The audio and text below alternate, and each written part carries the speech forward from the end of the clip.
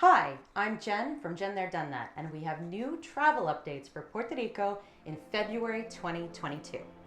The good news is vaccinated passengers are no longer required to present a negative test upon arrival. We have no curfew.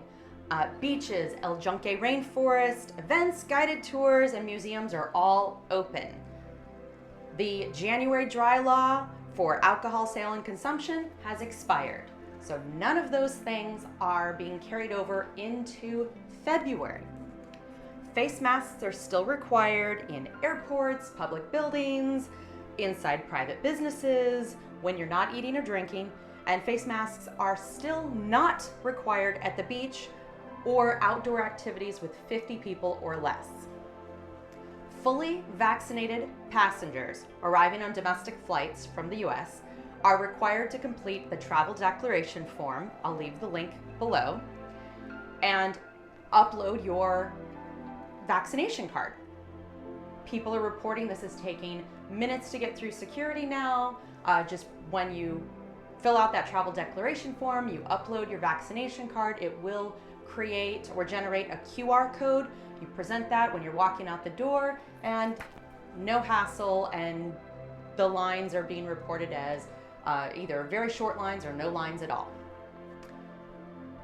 Fully vaccinated passengers are defined as someone who's completed their series of vaccinations. This is the double dose of Moderna or Pfizer or the single dose of Johnson & Johnson, and it's been at least 2 weeks since your last vaccination shot.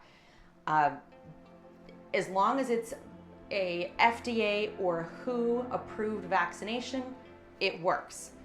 The booster is not required for Puerto Rico at this time, so you don't need to present proof of the booster, just 2 weeks since your last vaccination for the second round of 2 or the Johnson & Johnson 1 shot. Unvaccinated passengers from the US are required to show a negative COVID test from the last 2 days upon entry. So when you fill out that travel declaration form, provide your negative test results that are taken from the last 2 days and upload those. If you do not have your test results back, you will need to quarantine until you can provide negative COVID test.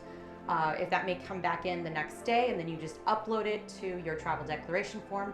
If you did not get a test before departure, then when you arrive to the island, you still have 2 days to get your test and upload a negative test results without incurring that $300 fine. If you do not have vaccination and you don't provide your negative COVID test, then you are still required to quarantine for 7 days. And you may still be subject to that $300 fine. If you want to avoid quarantine, either get your vaccination and upload your vaccination proof, or bring that negative COVID test with you upon arrival.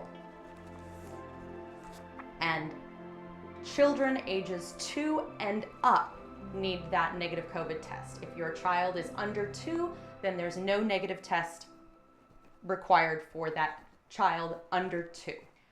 By federal mandate, all international flights do require that negative COVID test performed at least 24 hours before the flight, regardless of vaccination status. That's a federal mandate. It's being enforced the same way here in Puerto Rico, but just something for you to be aware of and follow those rules for international travel. For cruises ending in Puerto Rico, all guests are automatically registered into the SARA alert program when you disembark the cruise ship. Now that's the same alert program that's used at the airport when you fill out your travel declaration form. This is the daily text message, just making sure that you're feeling okay, you haven't come down with any symptoms or tested positive for COVID during your stay. Restaurants, theaters, stadiums, and any establishments that serve food or drinks are operating at 75% capacity indoors and full capacity outdoors. Now they are requiring to see a proof of vaccination or a negative COVID test for any restaurant or bar that's serving inside. If they have outside seating, they may or may not ask for it. Some places Like food trucks, it just doesn't make sense. They have plenty of seating outdoors and it's considered an outdoor venue. So the food truck will not usually ask for proof of vaccination. And we're seeing it enforced differently between restaurants and bars that have outside seating. So you may or may not be asked for your proof of vaccination to sit outside at a restaurant. Children under 5 are exempt because they cannot get the vaccination. So anybody ages 5 and over, or over 5, has to present their proof of vaccination or negative COVID test taken within the last 2 days to be able to go into any of these restaurants for indoor dining. Bars and venues that primarily serve alcohol, not an actual restaurant, but nightclubs, those are still at 50% capacity. So everything else seems to be getting back to normal, or what our new normal is for the last couple of years. Thanks for watching. Be sure to like and subscribe for more videos from Jen There, Done That, living in Puerto Rico, traveling to Puerto Rico, and beyond.